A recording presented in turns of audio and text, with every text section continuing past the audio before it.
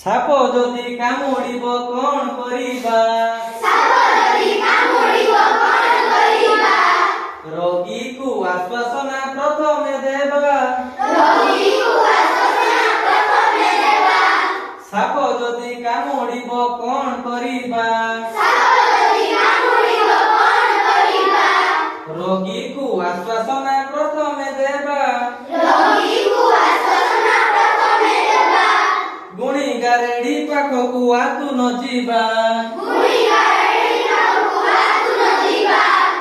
ଗୁଣିଗାରେଡ଼ି ପାଖକୁ ଆତୁ ନ ଯିବା। ପିନ୍ଧିଥିବା ମୁଦି ବ୍ରତ ଘଣ୍ଟା କାଢ଼ିବା।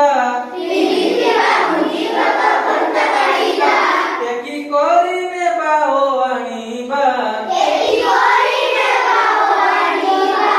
ଡାକ୍ତରଖାନା ରୋଗୀକୁ ନେବା। ସର୍ବନିରୋଧକ ଇଞ୍ଜେକ୍ସନ ଯେ ଦେବା।